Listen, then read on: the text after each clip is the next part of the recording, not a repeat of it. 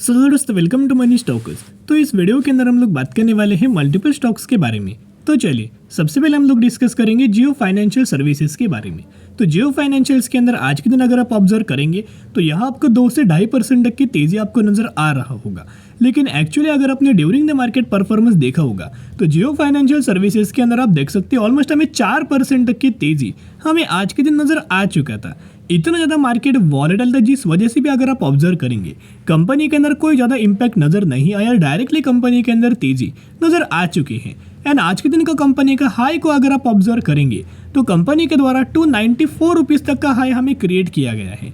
अभी बहुत ज़्यादा चांसेस ये है कि कंपनी क्या है ना 350 रुपीज़ तक का भी टारगेट्स हमें लेवल्स कंपनी अचीव कर सकती है। पिछले 6 महीने का अगर आप परफॉर्मेंस ऑब्जर्व करेंगे यानी कि जब से कंपनी मार्केट के अंदर आए हैं ना तब से अगर आप ऑब्जर्व करेंगे तो बॉटम से लेके करंट प्राइस तक यहाँ हमें क्या दोस्तों दिखाई दे रहा है। एक बढ़िया तरीके से प्राइस एक्शन क्रिएट करके कंपनी आगे बढ़ रहा है। एक बहुत अच्छा खासा ट्रेड लाइन को ये कंपनी लगातार मल्टीपल्स तरीके से हमें सपोर्ट लेते हुए नजर आया है। और ये बहुत बार हमने आपके साथ शेयर किया था जहाँ कंपनी के द्वारा 40% तक का रिटर्न हमें दे चुका है।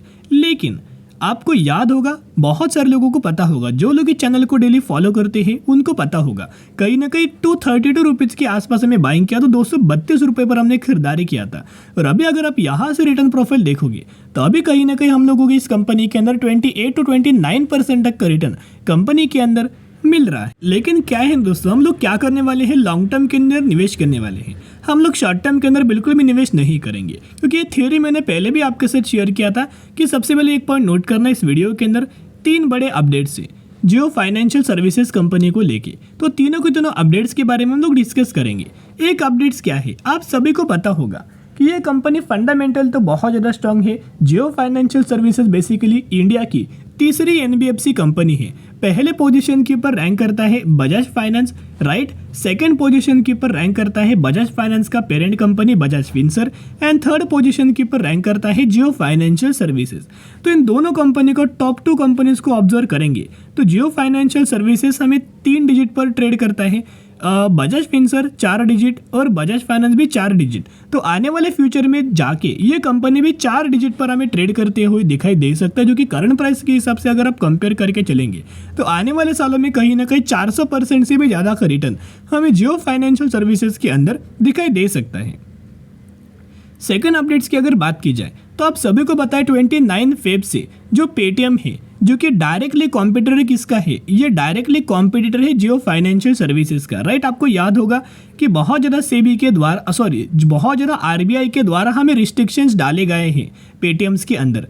तो हुआ क्या, अगर दोस्तों रिस्ट्रिक्शंस डालेंगे 29 फेब के बाद ये कंपनी के अंदर बहुत ज़्यादा प्रॉब्लम्स लगेंगे तो इसका डायरेक्टली फ़ायदा किसको होगा, जो कस्टमर्स होंगे, जो एम्प्लॉयज़ होंगे, जितने सारे लोग होंगे वो किसको ऑपरेट करेंगे, ये ऑपरेट करेंगे जियो फाइनेंशियल सर्विसेज को। ये मुझे दोस्तों लगता है अभी क्या है ना, जियो फाइनेंशियल सर्विसेज को ये अगर अच्छे खासा अप्रोच करेंगे तो फ़ायदा किसको होगा, इसका फ़ायदा होगा डायरेक्टली जियो फाइनेंशियल सर्विसेज को, क्योंकि इसका डायरेक्टली जो कॉम्पिटिटर है ना वो जियो फाइनेंशियल सर्विसेज ही है। तो अगर दोनों कंपनी एक सेगमेंट से बिलोंग करता है और एक कंपनी ख़त्म होने वाला है ना, अगर एक कंपनी ख़त्म होने वाला है तो फ़ायदा दूसरे कंपनी को ही मिलता है जो कि डायरेक्टली इसका बेनिफिशियरी है, राइट। तो अभी क्या है, पेटीएम खत्म होने वाला है तो इसका बेनिफिट किसको मिलेगा, इसका बहुत अच्छा खासा बेनिफिट मिलेगा जियो फाइनेंशियल सर्विसेज को। तो जिस वजह से लगातार कंपनी के अंदर मोमेंटम बन रहा है। उसके साथ साथ लगातार मैं आपके साथ टेक्निकल चार्ट पैटर्न्स के बारे में लगातार शेयर कर रहा हूँ कि कंपनी बहुत ज़्यादा बुलिश है। यहाँ से एक बड़ी रैली हमें कंपनी के अंदर आ सकता है, बड़ी तेज़ी हमें कंपनी के अंदर आ सकता है। लेकिन क्या है ना, बहुत ज़्यादा लोगों ने निवेश नहीं किया। अभी देखते देखते आपको पता है हमने 232 रुपये पर खरीदारी किया था, यही लेवल्स पर हमने खरीदारी किया था। और अभी अगर आप देख के चलेंगे तो बढ़िया तरीके से प्राइस एक्शन क्रिएट करके हमें कंपनी आगे बढ़ रहा है। फाइनली कंपनी एक ऐसे पॉइंट के ऊपर है ना, एक तो पॉइंट क्या था कंपनी का, कब हमें ज़्यादा तेज़ी नज़र आता है, जब कोई भी कंपनी प्रीवियसली जो इंपॉर्टेंट रेजिस्टेंस लेवल है उसका ब्रेक करता है ना, फिर हमें बड़ी तेज़ी आता है। यह हुआ क्या, जियो फाइनेंशियल्स के द्वारा ये रेजिस्टेंस को भी ब्रेक किया गया, सस्टेन भी किया, कंसोलिडेट भी किया और यही कंसोलिडेशन का ब्रेकआउट किया। अभी जियो फाइनेंशियल सर्विसेज क्या कर रहा है, इसको अगर आप जूम इन करके ऑब्जर्व करेंगे तो ये क्या करना चाह रहा है, प्राइस एक्शन कैसा कंपनी क्रिएट करना चाह रहा है, ये भी अगर आप ऑब्जर्व करेंगे तो बहुत अच्छी खासी बात होती है। यह है कंपनी का important high, right, previous high. तो अगर कंपनी हाई को करने तो ब्रेक तो किया हुआ है, लेकिन अगर कल के दिन भी फिर कंपनी के अंदर तेजी आएगा ना, तो आप समझ सकते हो कि अभी बड़ी रैली में कंपनी के अंदर आ सकता है। सबसे पहले 350 रुपये तक का लेवल्स हमें जियो फाइनेंशियल सर्विसेज ये दिखा सकता है। उसके साथ कंपनी को हमने क्या डिस्कस किया था प्रीवियसली 2 दिनों के अंदर लगातार हम लोग जियो फाइनेंशियल सर्विसेज के बारे में आपके साथ शेयर कर रहे हैं। ये कैंडल स्टिक जो पैटर्न है ना, जब भी इस तरीके से कैंडल देखेंगे, ये कैंडल कैसा बना हुआ है दोस्तों, जब भी इस तरीके से कैंडल अगर आपको मूविंग एवरेज के आसपास दिखाई देना, बहुत अच्छी खासी रैली हमें कंपनी के अंदर आता है। ये बहुत अच्छा खासा पॉजिटिव कैंडल हमें कहलाता है। इससे भी बहुत पहले दोस्तों एक कैंडल हमें बना हुआ था, या ऑब्जर्व करके चलना, बहुत बार ये कैंडल हमें बना हुआ है। उसके बाद होता क्या है ना, डायरेक्टली कंपनी के अंदर तेजी आता है, तो ये ध्यान में जरूर रखना। उसके साथ साथ लगातार अगर आप ऑब्जर्व करेंगे तो म्यूचुअल फंड्स के द्वारा लगातार खरीदारी की जा रही है, और कौन कौन से म्यूचुअल फंड्स के द्वारा खरीदारी की जा रही है वो आप नोट करके चलना। देखिएगा, सबसे पहले फंड का नाम है कॉन्ट, जिन्होंने 7,200 करोड़ की खरीदारी किया है। एक और हमें कॉन्ट का फंड है 15,600 करोड़ की खरीदारी। एक और कॉन्ट का फंड है 1,600 करोड़ की खरीदारी। मोतीलाल ओसवाल का एक और फंड नजर आया हुआ है, जिन्होंने 9,000 करोड़ की खरीदारी किया है। कॉन्ट का एक और फंड 3,500 करोड़ की खरीदारी किया है। एक और कॉन्ट का फंड है जिन्होंने 1150 रुपये तक की खरीदारी किया है। तो यहाँ दोस्तों अगर आप एक चीज ऑब्जर्व करेंगे तो लगातार कंपनी बहुत ज़्यादा फंडामेंटली स्ट्रांग है, और कई ज़्यादा बेनिफिट इसको पेटीएम से द्वारा नजर आने वाला है। पेटीएम से वाया बेनिफिट जियो फाइनेंशियल सर्विसेज को आने वाला है। तो कहीं ना कहीं इस वजह से भी हम बोल सकते हो कि हमें तेजी नजर आ रही है। तो निवेश करने का डायरेक्टली सही मौका है। जैसे जैसे कंपनी आपको गिरावट के अंदर नजर आए वैसे वैसे खरीदारी करना, ये मैंने बहुत पहले से आपके साथ राय दिया हुआ था। चलिए अब हम डिस्कस करने वाले हैं अगली कंपनी के बारे में, जिसका नाम है मदरसन सुमी, जो कि ऑलमोस्ट 113 रुपए के आसपास कंपनी ट्रेड कर रहा है, और आज के दिन भी नए के बराबर परफॉर्म किया। मदरसन सुमी का अगर पिछले एक महीने का परफॉर्मेंस देखोगे तो लगातार कंपनी के अंदर मोमेंटम हमें बन रहा था, लेकिन कई दिनों से कुछ दिनों से कंपनी के अंदर थोड़ा बहुत प्रॉफिट बुकिंग नजर आया हुआ है। और जहां कंपनी ने 122 रुपए का लेवल्स हमें टच किया था, अभी कंपनी 113 रुपए के आसपास ट्रेड कर रहा है। 9 पॉइंट्स की गिरावट हुआ, यानी कि परसेंटेज के अंदर ऑब्जर्व करेंगे तो 7.5% की गिरावट हमें मदरसन सुमी के अंदर नजर आ चुकी है। लेकिन क्या है ना दोस्तों, यही गिरावट के अंदर बाइंग करने का सही मौका होता है। अभी आप देख सकते हो कंपनी लगातार आगे बढ़ रहा है।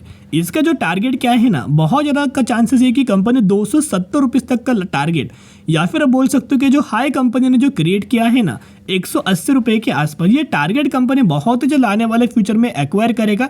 और जैसे ये लेवल्स को कंपनी अगर ब्रेक करके ऊपर सस्टेन होता है ना, तो लॉन्ग टर्म के अंदर बहुत बड़े बड़े टारगेट आपको दिखाई दे सकते हैं। क्योंकि मदरसन सुमी का बिजनेस क्या है, और इस कंपनी के द्वारा अगर आप बॉटम से लेकर टॉप तक देखोगे तो फंडामेंटली कंपनी स्ट्रांग है, जिन्होंने 2,10,000% तक का रिटर्न शेयर होल्डर्स को दे चुका है।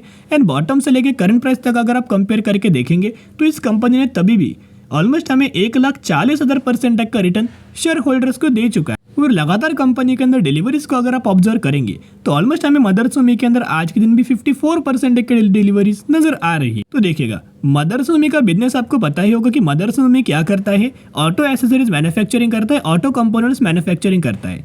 कहीं ना कहीं जितने सारे ऑटो सेक्टर की कंपनीज है ना, वो इनके क्लाइंट्स है। अभी कौन कौन से कंपनीज हमें मदरसन सुमी से क्लाइंट्स है, इनसे ये क्या करते हैं, स्पेयर पार्ट्स मैन्युफैक्चरिंग करके लेते हैं। ये सभी कंपनीज मदरसन सुमी से स्पेयर पार्ट्स मैन्युफैक्चरिंग करके लेते हैं। तो अगर इन सभी कंपनीज को बेनिफिट्स अगर हो रहा है, ग्रोथ अगर आ रही है, तो आप समझ जाइएगा कि मदरसन सुमी के अंदर भी ग्रोथ आपको दिखाई देगा। तो कौन कौन सी कंपनीज है, वोल्क्सवैगन ग्रुप है, Hyundai, Maruti Suzuki, BMW, Renault, Nissan, Ford, Mercedes Benz, Tata Motors, Kia, Volvo, M&M, Toyota and other, इतने बहुत सारे गजब कंपनीज हमें मदरसन सुमी के क्लाइंट्स नजर आ रहा है। तो दोस्तों बेनिफिट क्यों नजर नहीं आएगा, राइट? बेनिफिट तो होगा ही होगा, इतने बड़े बड़े क्लाइंट जो है, राइट? अगर आप इनका म्यूचुअल फंड्स का डेटा भी अगर आप ऑब्जर्व करके चलेंगे तो लगातार म्यूचुअल फंड्स के द्वारा बुलिश हमें खरीदारी की जा चुके हैं जैन महीने के अंदर। तो कहीं ना कहीं बहुत बड़ी रैली में आ सकता है। सबसे पहले कंपनी 150 रुपये तक का टारगेट आपको दिखाई दे सकता है, जो कि ब्रोकरेज फर्म के द्वारा भी यही हमें टारगेट दिया गया है। और अगर आप लॉन्ग टर्म का टारगेट देखोगे तो इनका मानना है कि फाइनेंशियल ईयर 2024 का जो टारगेट है ना 115 रुपये का मिनिमम दिया हुआ था, जो कि कंपनी ने टारगेट को अचीव किया। अभी इनका टारगेट है मैक्सिमम 232 रुपये तक का टारगेट मदरसन सुमी का